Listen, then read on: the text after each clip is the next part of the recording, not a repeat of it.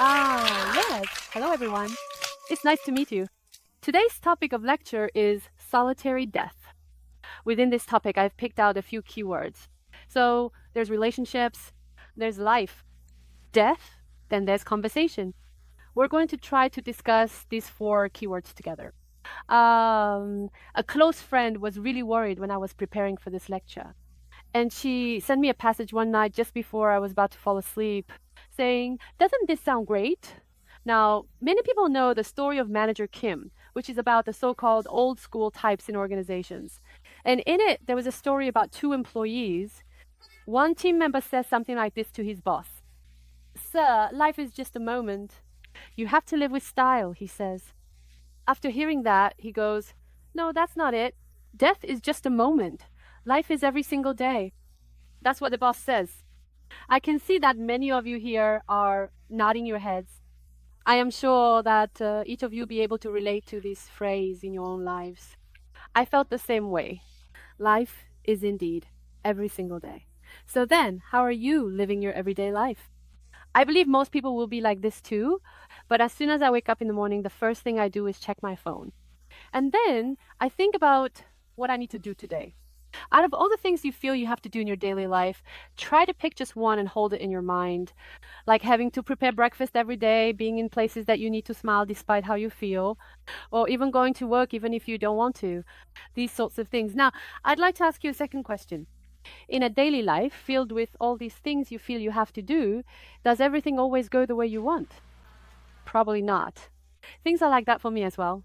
I'm also living in my middle age now. And I think that my age marks the end of the first half of my life, and perhaps I've entered the second half.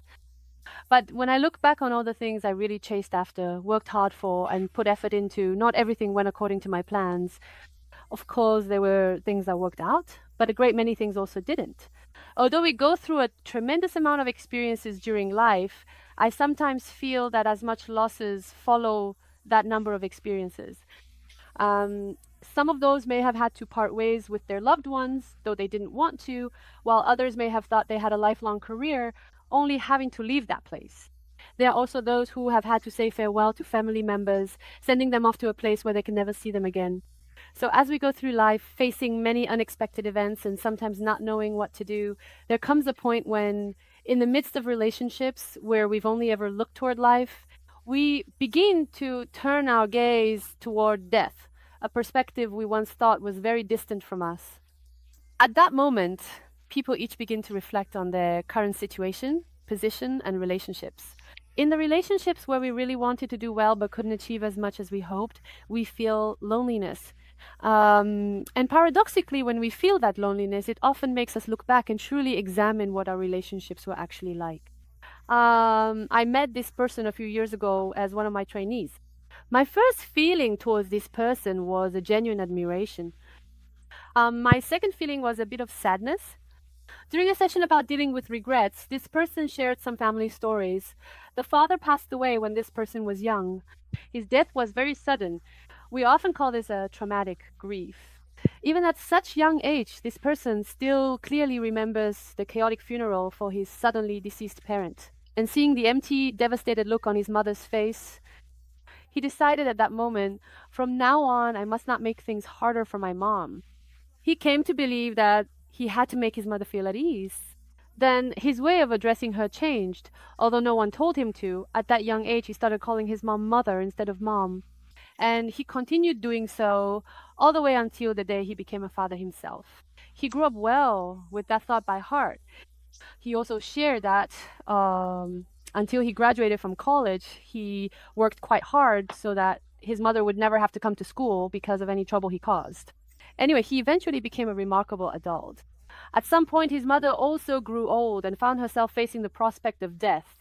He went to his mother's side in the hospital and, as always, kept calling her mother, but one day she was feeling very unwell. In his desperation, without even realizing it, he called out, "Mom!" several times.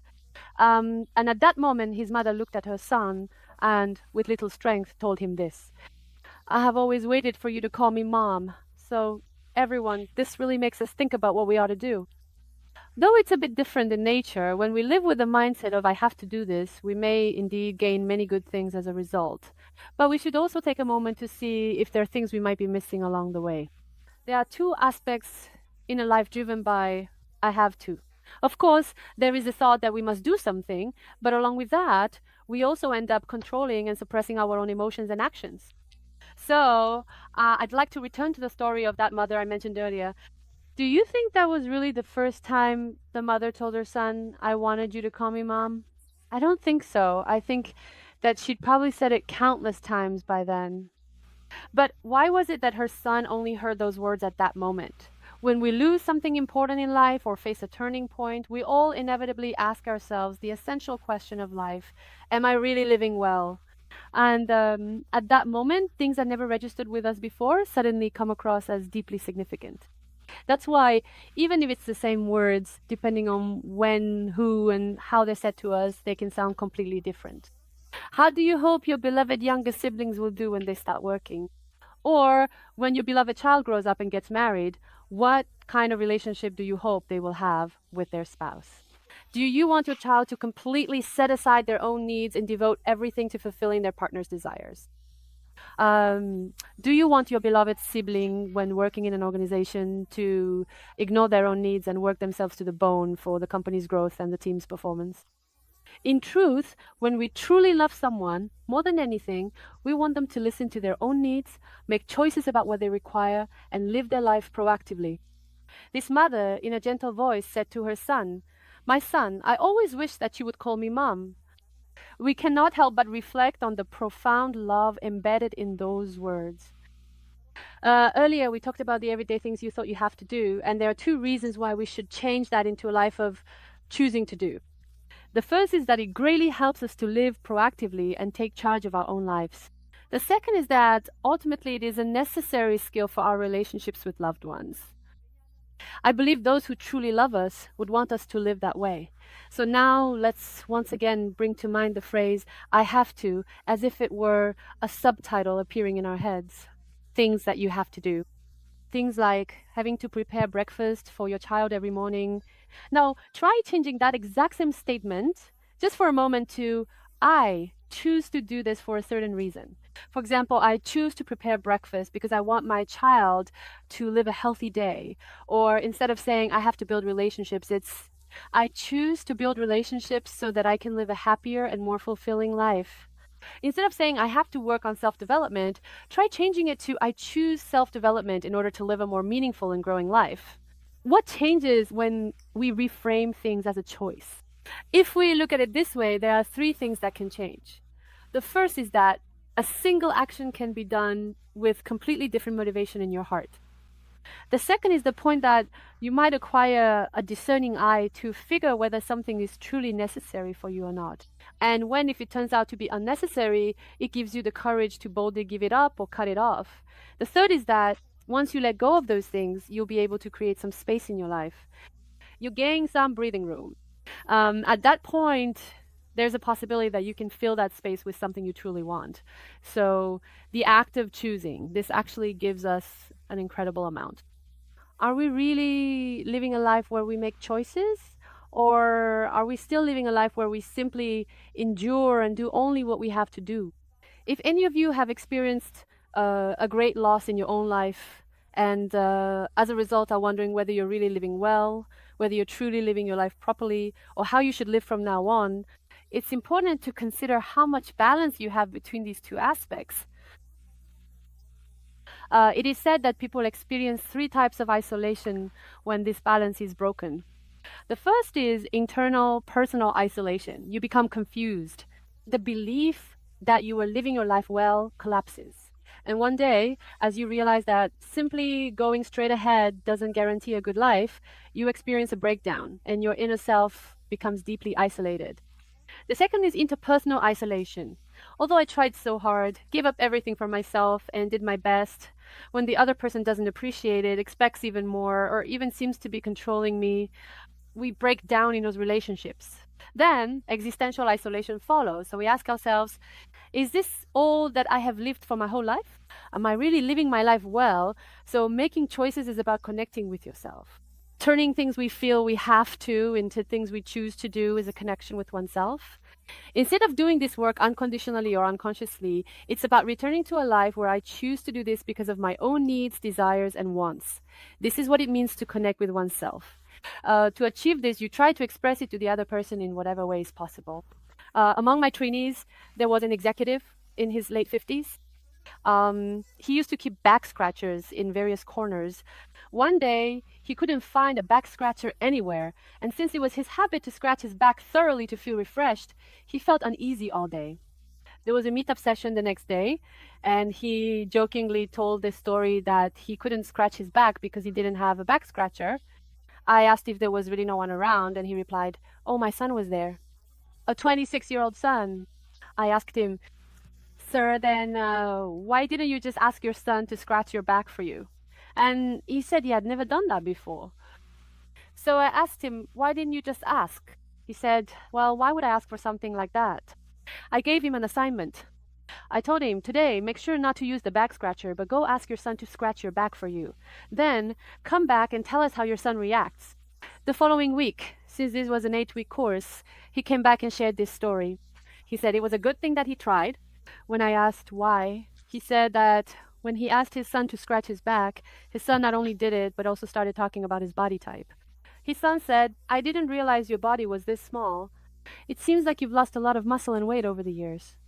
I think you should work out again." So he ended up having a conversation with his son about how they could exercise together. The moral of this story is that if there is something we want, it's okay to express it. The people we love might be waiting for us to do so. Lastly, I'd like to share a story from Yalom. He's one of my favorite psychologists. In one of his books on psychotherapy and the human condition, there is a story mentioned toward the end that Hermann Hesse once talked about.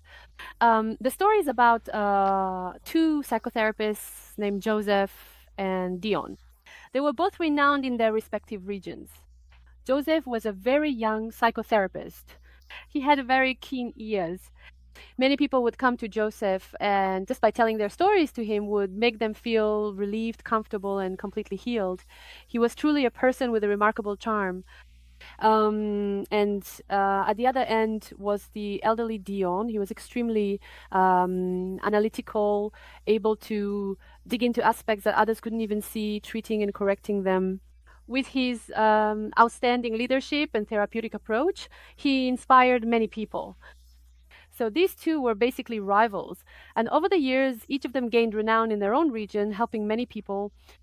Then one day, the young Joseph began to suffer from a mental illness. As I read this part, I found a lot of comfort. Even though it's just a part of a novel, it made me realize that no human can be perfect. Even Joseph, the psychotherapist who helped so many people, eventually developed a mental illness and later began to express increasingly self-destructive thoughts. Frightened, Joseph sets out on a journey to seek help from Dion. After walking for days and days, when he was about halfway there and taking a short rest from exhaustion, he saw an old man sitting in that very spot. Joseph approaches him. Then he tells the old man of how he ended up in such a circumstance. The old man, surprised, says, "I happen to be Dion. I've heard a lot about your reputation and how difficult things have been for you. If you're struggling, come with me. I'll help you." As I mentioned, Dion was a very proactive healer. So for a few years, he taught him like a student. And after a few more years, they became so close that the two of them lived like colleagues. Dion eventually grew old, became ill, and was approaching death.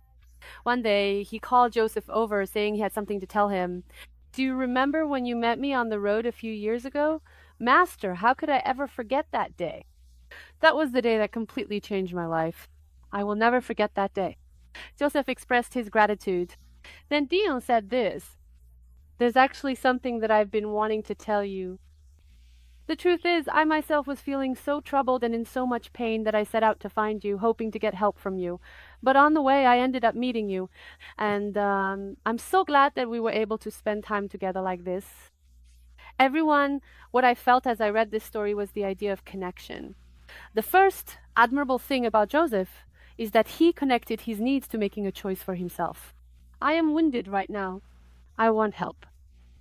I should choose to receive help. So he decided to go to Dion and ask for help. Choosing what you consider important in life is something that we should never be afraid of. So, for the past 17 years, I have spent my time training people in conversation. People often think I'm an extrovert, but I'm actually an introvert. In fact, my personal social circle isn't very wide. Even though I meet a lot of people like this in my personal relationships, there are probably fewer than 5 people with whom I share everything about myself. And I only meet the people I usually see. But one of the ways I maintain relationships with those people is that I never hold back. I make an effort to say everything I want to say. I also make a great effort to understand other people's needs. I can't just end a relationship just because it isn't going well, right? So making an effort to listen to their needs is very important. However, I discovered one secret. As I've met countless people over the past 17 years, I've found that those who form long-lasting, deep, and genuine relationships are never simply self-sacrificing. They have the ability to clearly recognize their own desires as well as those of others and to coordinate them with each other. In his book, Yalom says that the more a person has lived a life they haven't truly experienced or lived out, the more anxious and fearful they become of death. Let me put it differently. So, the more we try the things we want, the things we need, and the things we enjoy in life, the less anxiety we may feel about death. When we look back on our life, I think there have been many regrets and a lot of lingering wishes too. Um, through those experiences, we learned and grew. And when we look toward our future based on those past experiences, those experiences we are so grateful for, well, that future being heading towards death, if up until now we have only lived facing the direction of life, from a certain point in our lives, we begin to live while facing death as well. But just as we can't keep looking at the sun, we can't keep our eyes on death. Even so, we can at least clearly recognize the existence of death. So, first, if we can reflect on how we will live today while being aware of death, then even as we face death, we can live our lives without feeling lonely.